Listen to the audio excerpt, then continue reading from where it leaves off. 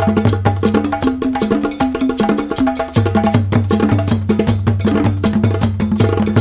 President of the Republic of Côte d'Ivoire, our special guest, His Excellency Alassane Ouattara, First Lady, Vice President and Second Lady, Madam Chief Justice and spouse, the representative of the Chairperson and other members of the Council of State, Chief of Staff of the Office of the President and officials of the Presidency, Eastern Regional Minister, Ministers and Deputy Ministers of State, Members of Parliament, Metropolitan, Municipal and District Chief Executives, leaders of political parties, the Chief of Defense Staff, and Service Chiefs of the Ghana Armed Forces, the Inspector General of Police, heads of other security services, men and women of all the security services, President and members of the Eastern Regional House of Chiefs, Omahene of the New Drabin Traditional Area and other traditional rulers, the Dean and members of the Diplomatic Corps, students, residents of Koforidua, fellow Ghanaians, ladies and gentlemen.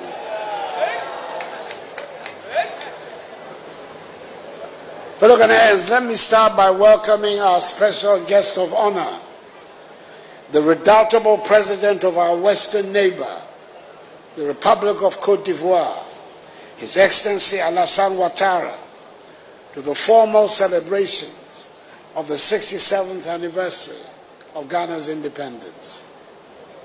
I thank the children from across the country for their excellent march. I thank the cultural troops from across the country on their magnificent display, which has showcased some of the best of Ghanaian culture. I thank the officers, men and women of the Ghana Armed Forces, the police service, and the other security services for their display of honor, pomp, and ceremony. And I thank them all for their willingness to put their lives on the line to secure the safety of our nation, the peace of our society, and the sanctity of our property. I'm sure it is not too late to extend warm congratulations to you, Monsieur le Président, and your country on staging a most successful AFCON and the dramatic exploits of your national team that ended in your winning the continental competition and being crowned African football champions.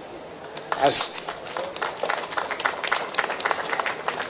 Sek's victory over Kotoko is in the same direction. Congratulations to you, to Côte d'Ivoire, and to the elephants. As we all can see, this year has begun with the victory of the elephants.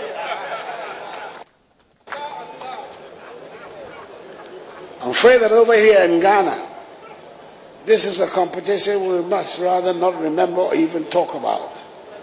But Ghana and Côte d'Ivoire are good neighbors, and we cannot begrudge your excellent performance and learn from the many lessons that AFCON 2023 has to teach.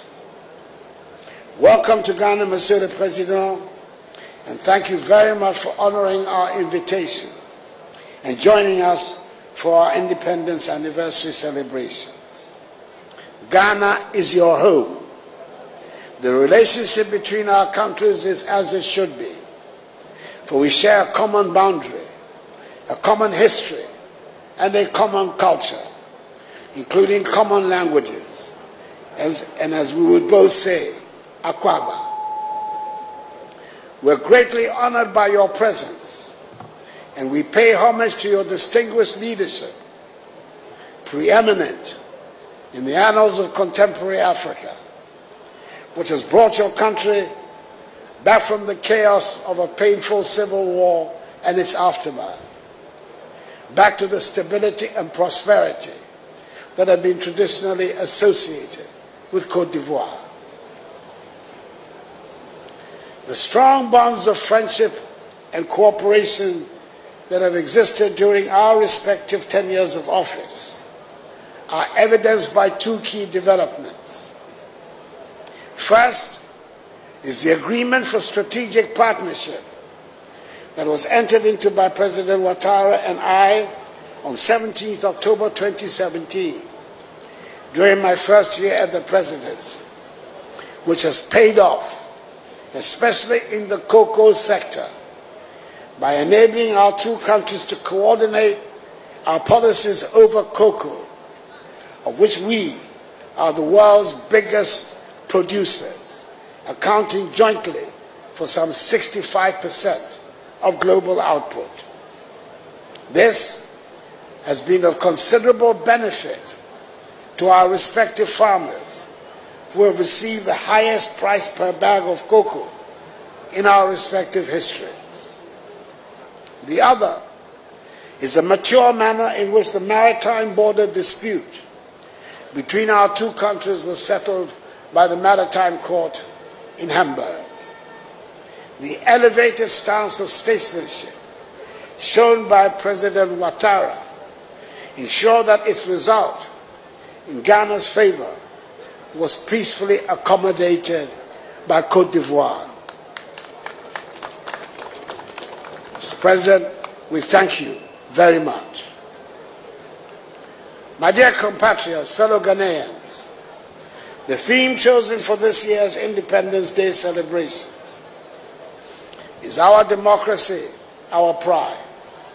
And I welcome all of you to Koforidua, the capital of the Eastern region, which is hosting the celebrations this year.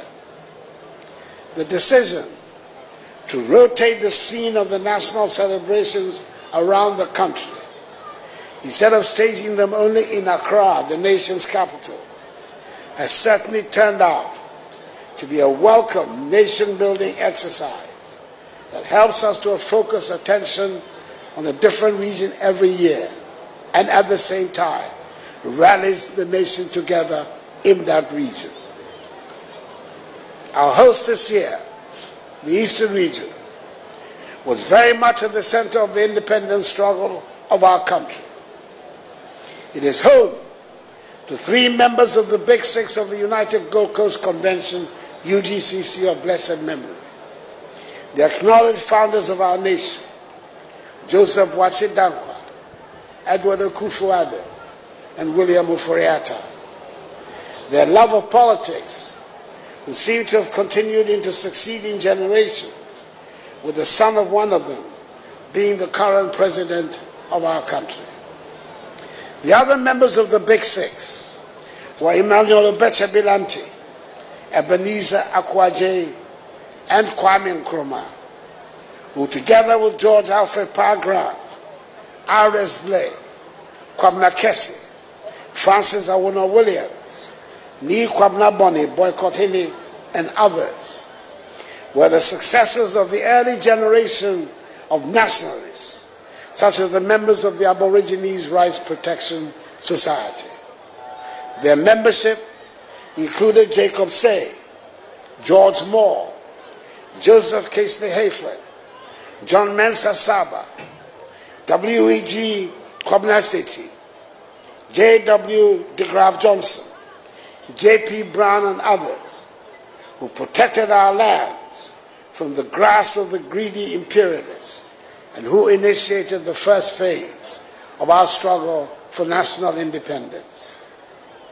On such a day, we must also remember the contribution of Yaa Asantewaa, Thomas Hutton Mills, James Kwegyir Aggrey, Sergeant Ajete, Corporal Atipo, Private Odate Lamte, V.B. Annan, Jimmy Quistas, Mabel Dove, Akwa Sososo, Dede Asikinchan, Komla Agbeli Gbedema, Kojo Botsio, Kofi Bakon, Krobo Eduse, Nancy Thibault, Mumuni Bawumia, SD Domo, Kofi Abrefa Busia, Joe Appiah, Victor Owusu, R.R. Ramponsa, Bafo Seyakoto, Modesto Apalu, S.G. Anto, Yakubu Tali, and Ephraim Amu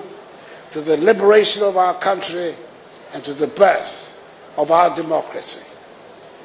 The work of all these great patriots culminated in the immemorial words of our nation's first leader, Kwame Nkrumah, when he stated on the eve of 6 March 1957 that, at long last, the battle has ended. Ghana, your beloved country, is free, free forever.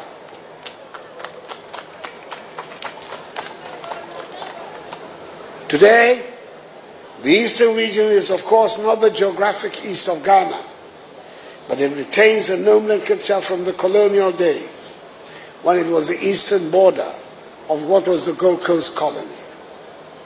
The region is the most heterogeneous in our country and a microcosm of Ghana, and home to the most diverse of peoples. Over the centuries, the region has attracted citizens from all parts of the country and beyond, who come to work and find a welcome and lasting home.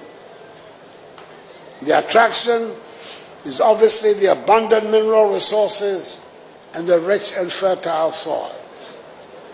It is, after all, only a few kilometers from here that the first cocoa farm in the country was planted in 1895, some 129 years ago.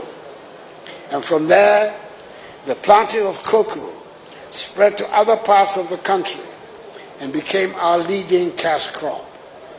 Indeed, Tetekwashi, an indigene of Mamponga Kwapim, here in the eastern region, brought back in the late 19th century the cocoa pod from Fernando Po, now Bioko in Equatorial Guinea, an act which led him and others to establish our nation's first commercial cocoa farms here in the eastern region. It is noteworthy that the hills and mountains of the region and the relatively cooler weather made it attractive to the European colonialists and missionaries whose footprints remain around the region.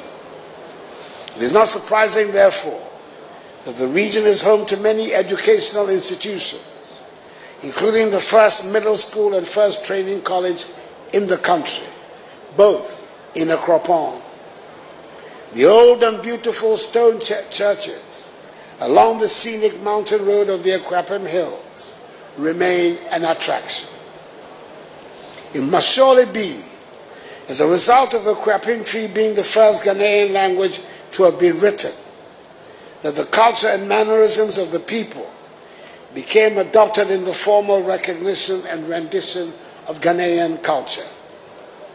When we say it is a part of Ghanaian culture to be respectful in conversations, I dare say the source must be the legendary Akwapim insistence that even an insult must be preceded with a please. They remain the repository of the rules of proper behavior.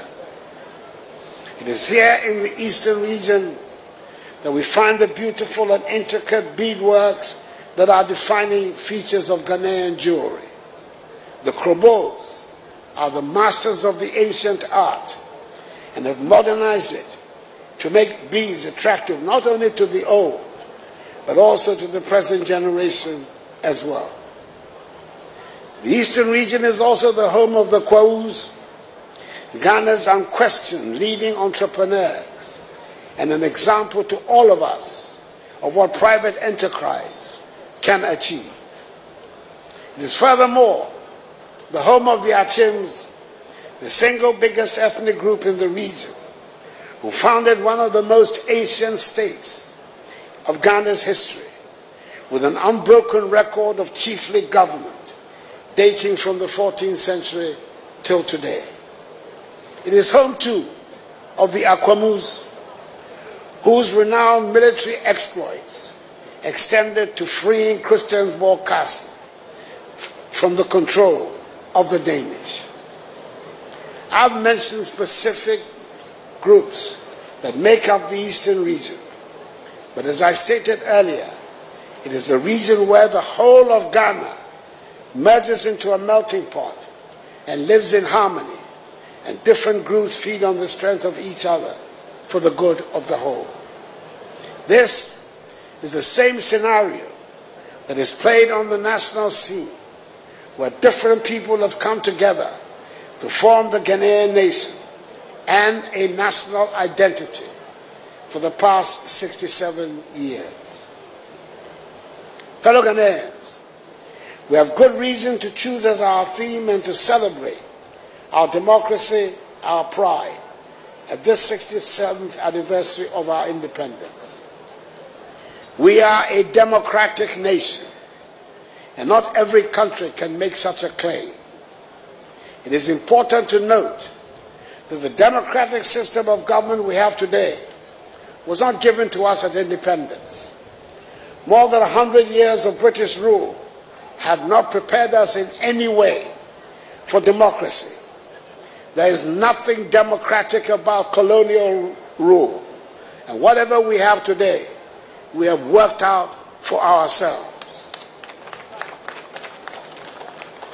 All the defining elements of a democracy that are part of our governance architecture today, we have had to fabricate ourselves.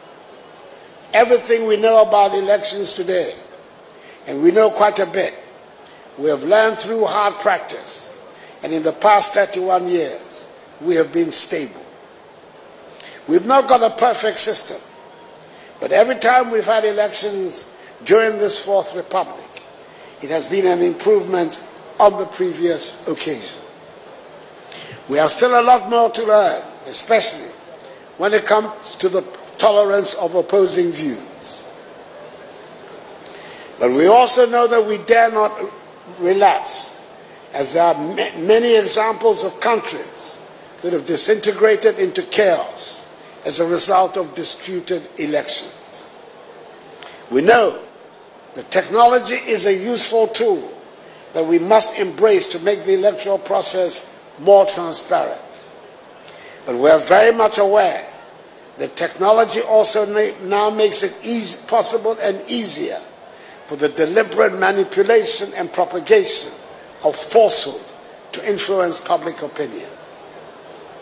When it comes to free speech and a vigorous media as indicators of a working democracy, I believe we can say we are doing well. There's no danger of dissenting voices not being heard on any subject, even though we have still more work to do on elevating the quality of our public discourse. We take our disputes to the courts for adjudication and resolution, and the judicial system operates within agreed and acceptable rules. When we look around our neighborhood, we might be tempted to think that our work is done. But we Ghanaians have never been known to settle for mediocrity. We aim for the best in every field. We should compare ourselves with the best that there is and not settle for anything less. For as long as there is poverty and injustice anywhere in Ghana, our work is not done. On a day like this, we should pay homage, of course, as I have done to our forebears and the elders who fought for independence and worked through the years to establish all that we have to be proud of today. But our attitude should always be that there are better days ahead and work towards that, instead of yearning for some bygone good old days. The greatest challenge remains the provision of good quality education to all of Ghana's children and young people. We have a lot to be proud of, but we have more work to do. I'm happy that through the implementation of the free senior high school policy, we're removing financial barriers to education, unlocking the potential of thousands of young Ghanaians and laying the foundation for a brighter future for our country. This year, we have seen the highest ever enrollment of first-year students into senior high school in our nation's history. That is the figure of 503,000 students, a clear indication of the widespread embrace of the free senior high school policy. We should be able to offer every Ghanaian child the best education there can be. And having completed high school, our children should be equipped with skills that make them prepared to face the modern world. Our schools must prepare our children to be comfortable with science and technology, engineering and mathematics, and ready to compete in the modern economy. Fellow Ghanaians, there's more to preparing a child to face the world than what can be taught in the classroom. And there's certainly more to molding a Ghanaian child than what our hard-working teachers do every day.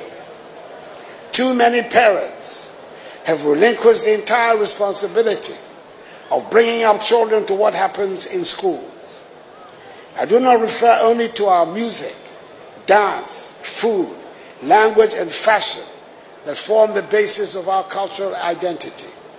I refer to the values that set us apart as Ghanaians.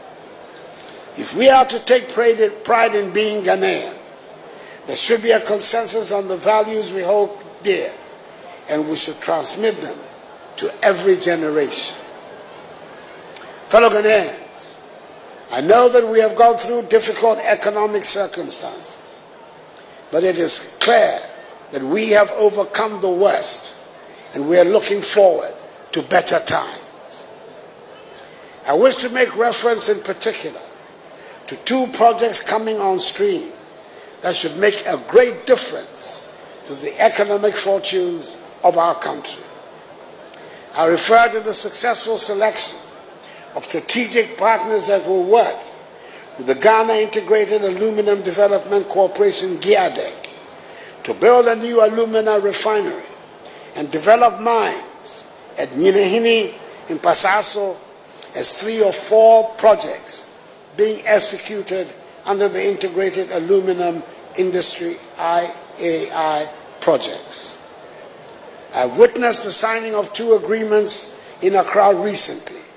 Firstly, between GIADEC, a wholly owned public entity, and Rockshore International, a wholly owned Ghanaian private company,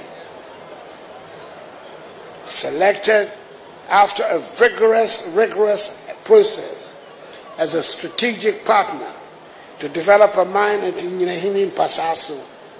And secondly, between GIADEC and Miscellaneous SA, a leading global industrial and energy company, which entails the development of a second mine at Nyinahini in Pasaso and the establishment of an aluminum refinery. We are finally coming to the end of decades of exporting raw bauxite from the country.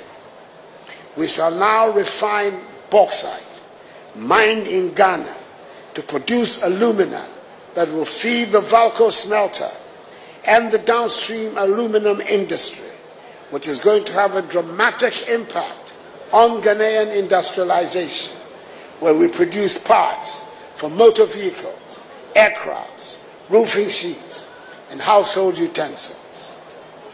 It has taken a long time for us to get to this stage. We've taken the trouble to make sure that we get it right. As an indigene, it is my hope that once litigation over the Atewa forest range in Chebi is settled, we will be able to develop also the Chebi bauxite mine and refinery that will help deliver employment and high-paying jobs for our people, and also ensure integration and value addition across the bauxite aluminum value chain. The other major project that is coming on stream, which is bound to make a dramatic change to the economy, is the Adar Songor Salt project being spearheaded by Electrochem Salt Mine Limited, led by the dynamic Ghanaian entrepreneur, Mr. Dan McCaughey, a.k.a. McDan. After many years of disputes, which prevented the exploitation of salt at the site, work has finally started, and salt will be mined on a large commercial scale. With its initial ability to produce some 650,000 metric tons of salt per annum, and expanding its productive capacity to 1 million metric tons this year, and to 2 million metric tons by 2027, at 99.9% purity, the Electrochem salt mine will be the biggest salt-producing facility in the whole of Africa. These are figures that should spell a significant change in the economy and cheer us up. I am optimistic that together with other initiatives of this government, we are on the verge of a breakthrough in our economic fortunes. I must mention another important ingredient in the democratic structure which is needed for prosperity, which is the rule of law. Businesses can only prosper in an atmosphere that guarantees the rule of law. My compatriots, fellow Ghanaians, the rule of law is not an alien concept. It is not something that can be applied selectively. For it to be effective and have a positive influence, it must be applicable to all aspects of our lives and to all of us, on the streets, in offices and workplaces, to junior officials and chief executives, to traditional leaders and members of parliament, to famous artists, sportsmen and footballers, and yes, to the president too. We cannot hope for economic prosperity without adhering to the rule of law. There are few amongst us who equate the freedom that was proclaimed at the arrival of independence with the freedom to ignore the rules and regulations that should guide our lives. Aspirations for prosperity go hand in hand with the discipline necessary for the rule of law. Fellow Ghanaians, on the day we celebrate our nationhood, we cannot and should not leave out a reference to the physical state of the land that constitutes Ghana. We cannot claim to love Ghana when we treat with such disdain and total careless abandon the forests, the rivers, the vegetation, the creatures, and the soils that make up Ghana. The Almighty has been kind and generous to us, and our beautiful land deserves to be treated with tender, loving care. Unless we change how we treat the land, future generations will not recognize the Ghana they read about in the land we bequeath to them. I stay firm in my conviction that extracting the minerals we have been blessed with should not lead to the destruction of the forests and rivers. We should all dedicate ourselves anew to taking care of Ghana. I must at this stage reaffirm government's continued commitment to providing the support for victims of the recent extensive flooding in downstream communities in the Greater Accra, Eastern and Volta regions, caused by the spillage of the Akosombo Dam last year, and necessary action which was taken to maintain the dam's structural integrity. As set out in the 2024 budget, government has set aside 220 million cedis, of which 80 million cedis has already been released by the Ministry of Finance to support the ongoing rehabilitation efforts for the affected communities. Government will stop at nothing to restore normalcy to the lives and livelihoods of all affected persons. Fellow Ghanaians, on Friday, 8th March, the 13th African Games will be officially opened in Accra, and we shall be playing host to 53 African nations that will participate in the Games. We've gone to a lot of trouble and expense to be able to stage the Games, and we are expecting them to be successful. I'm looking at our guest of honor, President Alassane Ouattara, and I wonder if I should draw some parallels. He has also just staged the AFCON 2023, which was postponed to 2024, instead of the scheduled 2023. The Games here too should have been held in 2023, but were postponed to 2024. Football attempts to attract more attention, and therefore the AFCON in Côte d'Ivoire dominated the headlines for the 1 month it took place. The Ivorian national team, the Elephants, defied all odds and won the competition. I am not promising a Ghana clean sweep of track and field. That would be a miracle. But I'm promising a happy and exciting month for all our visitors. We in Ghana know how to set the lead. We did it in 1957, when we were the first African nation in sub-Saharan Africa to gain independence from colonial bondage. We have got other firsts with doubtful boasts, but we have always managed to get out of difficult situations with amazing grace. We owe it to ourselves and to the rest of Africa to be that shining black star. We owe it to ourselves and to the rest of Africa to continue to have a democracy of which we can be proud. And we owe it to ourselves and to the rest of Africa to be a prosperous nation. And we are getting there, and we shall get there. Happy 67th Day Independence Day celebration to all of us. And may God bless all of us in our homeland, Ghana, and make her great and strong. I thank you for your attention.